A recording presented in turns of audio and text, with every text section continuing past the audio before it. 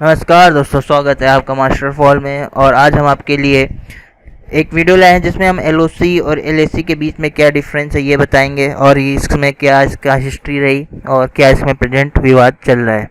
तो चलिए स्टार्ट करते हैं वीडियो अपना। तो सबसे पहले हम जान लें कि एलओसी क्या होता है।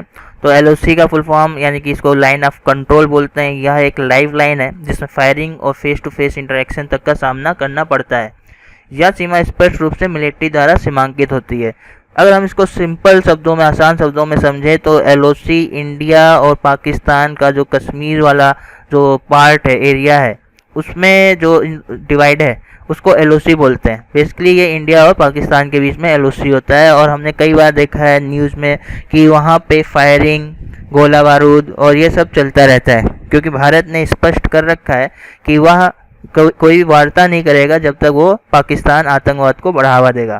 तो एलओसी पे फायरिंग वगैरह चलती रहती है, इसलिए कई बार न्यूज़ में ओके। तो नेक्स्ट इसमें देखते हैं क्या है। इसको समझने के लिए हम मैप देखते हैं कि मैप में क्या है। तो अगर हम देखें तो ये जम्मू कश्मीर पूरा है, हमारा अभिन्न अंग है देश का। हालांकि इसको पाकिस्तान, एक तरफ पाकिस्तान ने कब्जा कर रखा है, एक तरफ चीन ने कब्जा कर रखा है। अब हम अभी देख रहे हैं एलओसी, तो हमारा पूरा ध्यान पाकिस्तान और इंडिया के इस पे पार्ट पे रहेगा। तो अगर आप देख रहे हैं ध्यान से तो ये जो लाइन है, रेड लाइन, ये जो रेड लाइन है ये एलओसी है और इसको ही लाइन ऑफ एक्चुअल कंट्रोल बोलते हैं। अब ये कितने किलोमीटर की, लगभग ये 776 किलोमीटर की है।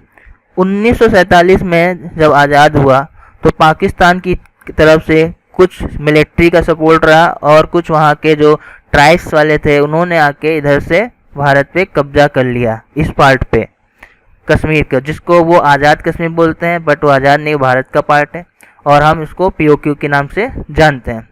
तो जो एलओसी का जो दक्षिणी भाग है, ये लाइन ऑफ एक्चुअल कंट्रोल है, इसका दक्षिणी भाग यानी कि नीचे का, और पूर्वी भाग ये, इसको जम्मू कश्मीर के नाम से हम जानते हैं।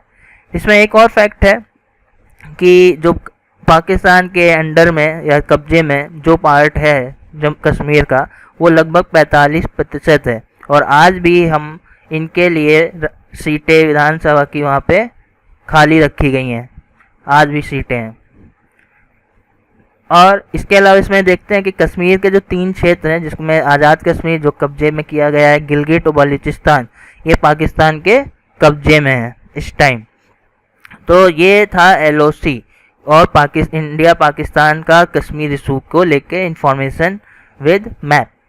अब हम अपना ध्यान लगाते हैं चाइना की तरफ कि चाइना पे क्या है। पर चाइना पे जाने के लिए हमें एलएसी का जानना होगा। तो एलएसी क्या है? यह वास्तविक नियंत्रण रेखा है जो चीन और भारत के बीच में सीमा है।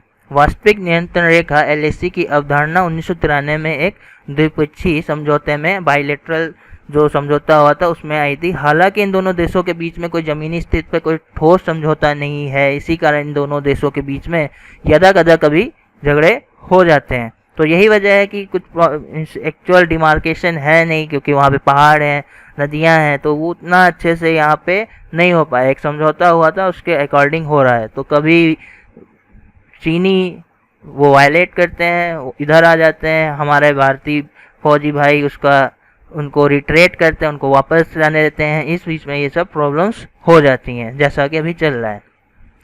अब इसमें और चीज़ें क्या है? तो एलएसी भारतीय नियंत्रित क्षेत्र को चीनी नियंत्रित क्षेत्र से अलग करता है। यह एक बहुत बड़ा एरिया है, जैसा मैं पहले बताया, यहाँ पे पहाड़ हैं, इस तरीके की हैं।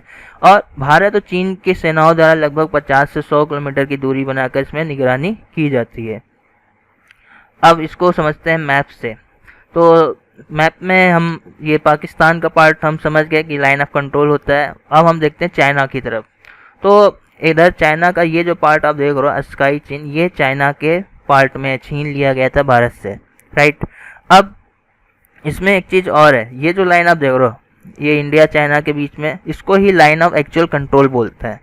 और इसमें एक चीज़ और है, ये पाकिस्तान ने जो कब्जा किया है, यानी पाक ऑक्युपाइड कश्मीर है, इसका भी कुछ पार्ट, ये पार्ट जो आप देख रहे हो, ये इन्होंने चाइना को दे दिया है। कब दिया है? 1963 में। अब चाइना यहाँ पे क्या कर रहा है? यहाँ पे ये अपना प्रोजेक्ट्स बना रहा है, ये वन बेल्ट वन रोड के लिए भी यूज कर रहा है और अलग भी प्रोजेक्ट्स के लिए यूज कर रहा है। तो बेसिकली चाइना करता क्या है कि वह अपने जो छोटे मोटे जो देश हैं जिसको भारत के खिलाफ करे तो उनको आर्थिक मदद कर देता है, अभी जैसा कि नेपाल के साथ हो रहा है। तो वहाँ पे पूरा ये चाइना का प्री प्लान्ड रहता है। हालांकि अब इसमें और क्या चीज़ें हैं, तो ये 1993 में एक द्विपक्षीय समझौता हुआ था, उसके अकॉर्डिंग हुआ है।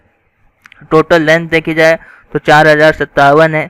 ये सिर्फ कश्मीर में ही नहीं है, ये आपको इसको 3 क्षेत्रों में विभाजित किया गया है, जैसे कि लद्दाख में पश्चिमी क्षेत्र, उत्तराखंड और हिमाचल प्रदेश में मध्य क्षेत्र और पूर्वी क्षेत्र जो अरुणाचल प्रदेश और सिक्किम तक फैला है। कुल मिला के 4 राज्यों में ये फैला हुआ है। और इन 4 राज्यों में ये जो गई है लाइन ऑफ एक्चुअल कंट्रोल, इसकी जो टोटल लेंथ है वो 4057 किलोमीटर है। अब इसमें एक प्रॉब्लम ये आती है कि यहाँ पे एलओसी पे कोई स्पष्ट, यही कारण है कि कई गतिरोध होते हैं यहाँ पे। इसके उदाहरण है कि 2017 में डोकलाम हुआ था, 2014 में चुमार हुआ था, 2013 में डेप्सोंग और 1987 में सुमुद्रोंग चूपर विवाद हुआ था। अभी जो रिसेंट जो प्रॉब्लम है गलवान वैली की, वो जो गलवान वैली वो मैं आपको बताना चाहूँगा, वो इस जगह पे है, यहाँ पे।